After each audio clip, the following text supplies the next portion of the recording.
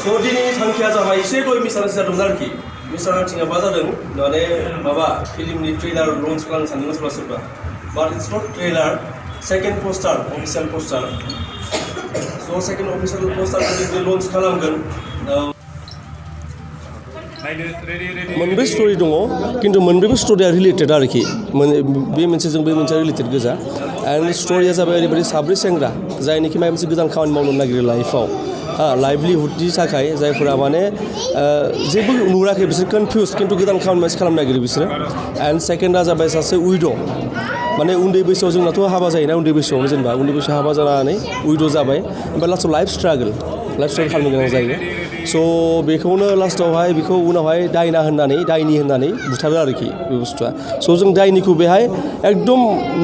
दायनिनि film होननानै बेखौ जों बानायाखै नाथाय जों दायनिखौ टाच खालामदों आरोखि बे फिल्मखौ नोंथाङा बबे समनिफ्राय शुटिं जाबाय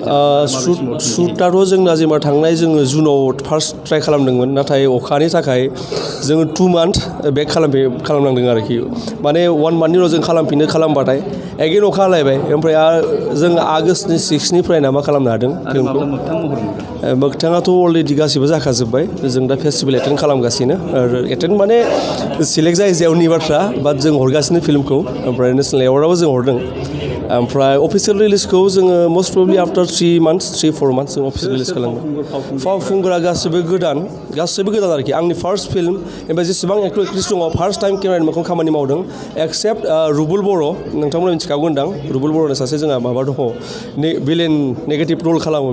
बेल'सो माने एक्सपिरियेन्स माबा दङ बाखि जों गासैबो केमेरायाव फार्स्ट टाइम खामानि मावदों जेसेबां एक्टर एक्ट्रिस दङ बेकार रमिय जे सावथुना समाजाव माबायदि प्रभाब खोलैदों समाजावथ' दा बेखौथ' आं बुंनो हानाय नंला नाथाय आंनि थांखिया जाबाय मानसिफोरखौ बेस्टआ बेनो आरोखि ससियेल जोंहा जिफोर इसु दङ जों जिखौ नुबाय थायो सोरांबानो अखानायै जों जेखौ नुयो जोंनि लांगोना सेराव जोंनि गामियाव जों माने खुनु माने दस्रानिफ्राय लाबोनाय काहिनि नङा आरोखि बे जोंनि गामिनि काहिनि जोंनि जायगानि काहिनि जों फेस खालामबाय थानाय सानफ्रोमबो दैलि लाइफआव बिनि काहिनि बे फिल्मखौ नोंथाङा सुबुंजों अनसायजानो लुबैयो अभियासलि आं बेनि थाखायनो बानायदों जेला आसा खालामो आं बयबो खावलायदों एसे गोदान टेस्टनि सिनेमा आङोथ' गोग्गाना बुङाखै बाट मस्ट प्रबेबलि बर'आव नैबे फार्स्ट फिल्म जों मोनसे आलदा स्टाइलाव बानायदों आरोखि दोंसेल' गान दङ खुनु बेहाय माने धमाका गैया दिसुम दिसाम फाइट गैया मा गैया रियेलिस्टिक सिनेमा आरोखि जि सोलिबाय थायो समाजाव बेनो समाजारि सिनेमा बेसेबां घन्टानि जागोन 90 मिनिट